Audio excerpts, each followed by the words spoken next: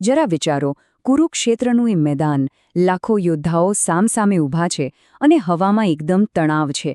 બરાબર એ જ ઘડીએ એક એવો શક્તિશાળી અવાજ ગુંજે છે જે બધું બદલી નાખે છે. હવે આ ખાલી યુદ્ધની શરૂઆત નથી, આ તો સફળતાના એક બહુ જ ઊંડા રહસ્યનો પર્દાફાશ છે. તો આ જે શ્લોક છે ને એ શ્રીમદ ભગવદ્ ગીતાના પહેલા અધ્યાયનો 15મો શ્લોક છે. આમ ઉપરથી જોઈએ તો લાગશે કે આમાં તો ખાલી શંખ વગાડવાની વાત છે, પણ ચાલો આપણે જરા ઊંડા ઉતરીએ. કારણ કે માનો કે ના માનો, આ એક જ શ્લોકની અંદર સફળતાનો એક જબરદસ્ત મંત્ર છુપાયેલો છે. જુઓ, આ જે શંખનાદ છે ને એ ખાલી યુદ્ધની જાહેરાત નથી, એનાથી ઘણું વધારે છે. આ અવાજ આપણને જીવનમાં સફળ થવા માટેની બે સૌથી અગત્યની સ્કિલ્સ શીખવે છે. આ કોઈ સાદો સીધો અવાજ નથી, આ તો પોતાની ઓળખ અને પોતાના આત્મવિશ્વાસનો શંખનાદ છે. તો કહેવાનો મતલબ શું છે? મતલબ સીધો છે. આ શ્લોક આપણને બે વસ્તુ શીખવે છે. એક છે સ્પેશિયલાઇઝેશન, એટલે કે કોઈ એક બાબતમાં માસ્ટરી, અને બીજું છે કોન્ફિડન્સ, એટલે કે આત્મવિશ્વાસ. તમે જોશો તો દરેક હીરોનો પોતાનો એક અલગ શંખ હતો. કેમ? કારણ કે એ શંખ એમના ખાસ કૌશલ્ય, એમની સ્પેશિયલ સ્કિલની ઓળખ હતો. અને એક વાત તો પાક્કી છે, જ્યારે તમે કોઈ એક વસ્તુમાં માસ્ટર બની જાઓ ને ત્યારે કોન્ફિડન્સ તો આપોઆપ આવી જ જાય છે. તો ચાલો હવે આ 3 હીરો અને એમની જે યુનિક શક્તિઓ છે ને એને જરા વધારે ડિટેલમાં સમજીએ. કારણ કે એમના શંખ ખાલી નામ માટે નહોતા, એ તો એમની અસલી ઓળખ હતી. તમે અહીં જોઈ શકો છો કે કેવી રીતે દરેક હીરોની ઓળખ એમના શંખ સાથે જોડાયેલી છે. જેમ કે શ્રીકૃષ્ણનો શંખ પાંચજન્ય, જે એમના દિવ્ય માર્ગદર્શન એટલે કે ગાઈડન્સની નિશાની છે. પછી અર્જુનનો દેવદત્ત, જે એમની અદ્ભુત તીરંદાજીની સ્કિલ બતાવે છે. અને ભીમનો પૌંદ્ર, જે એમની જબરદસ્ત તાકાતનો અવાજ છે. આના પરથી એક વાત એકદમ સાફ થઈ જાય છે. યુદ્ધના મેદાનમાં દરેકનો રોલ કેટલો સ્પષ્ટ અને કેટલો ઇમ્પોર્ટન્ટ હતો. ઓકે, તો હવે સવાલ એ થાય કે આ બધી જૂની વાતો, આ પ્રાચીન જ્ઞાન આજના સ્ટુડન્ટ્સને કઈ રીતે કામ આવી શકે? ચાલો જોઈએ, કારણ કે આ જે સિદ્ધાંતો છે ને એ ખાલી યુદ્ધના મેદાન માટે નથી. એ તો આજના ક્લાસરૂમ માટે પણ એટલા જ, બલકે એનાથી પણ વધારે સાચા છે. તો જે પણ સ્ટુડન્ટ્સ સાંભળી રહ્યા છે એમના માટે સૌથી મોટો મેસેજ આ જ છે: પોતાની એક યુનિક ઓળખ બનાવો. જુઓ, ભીડનો ભાગ તો બધા જ હોય છે, પણ ભીડમાં અલગ દેખાવા માટે તમારે કોઈ એક સબ્જેક્ટ કે કોઈ એક સ્કિલમાં માસ્ટરી મેળવવી જ પડશે. અને યાદ રાખજો, આ જ સ્પેશિયાલિટી, આ જ માસ્ટરી આગળ જઈને તમારી સૌથી મોટી તાકાત બનશે. તો આ માસ્ટરી મેળવવી કઈ રીતે? એના માટે 3 સિમ્પલ સ્ટેપ્સ છે.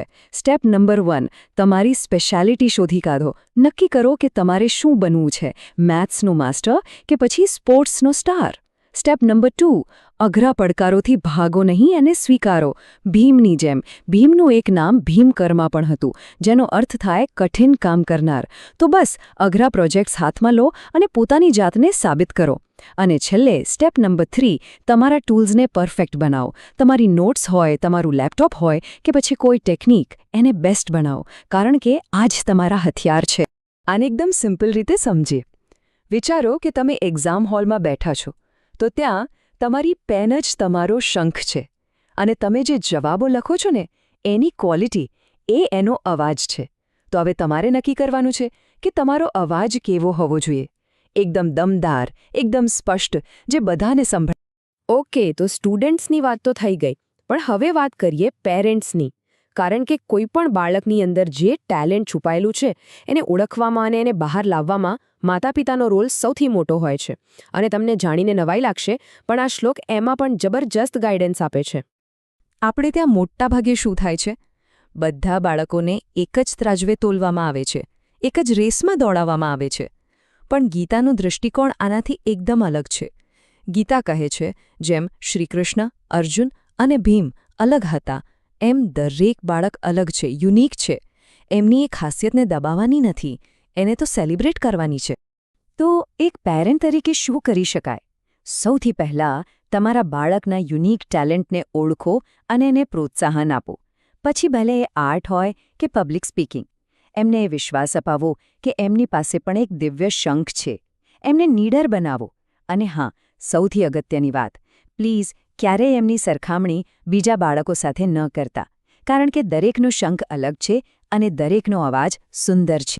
એવું બિલકુલ બની શકે કે તમારું એક બાળક સાયન્સમાં અર્જુનનો દેવદત્ત વગાડે તો બીજું મ્યુઝિકમાં ભીમનો પોન્ડ્ર વગાડે. બસ એટલું યાદ રાખજો કે બંનેનો અવાજ એક સરખો જ સુંદર છે અને બંનેની સફળતા એટલી જ ઇમ્પોર્ટન્ટ છે. તો આટલી બધી ચર્ચા પછી આનો સાર શું નીકળે છે? ચાલો આખી વાતને એક પાવરફુલ મેસેજ સાથે પૂરી કરીએ.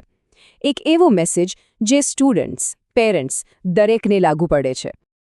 આ શ્લોકનો સીધો અને સરળ મેસેજ એ છે કે રિયલ સક્સેસ એટલે કે સાચી સફળતા ત્યારે જ મળે છે જ્યારે તમે તમારી યુનિક સ્કિલને ઓળખો, એમાં માસ્ટરી મેળવો અને પછી એને દુનિયા સામે બેસ્ટ રીતે રજૂ કરો.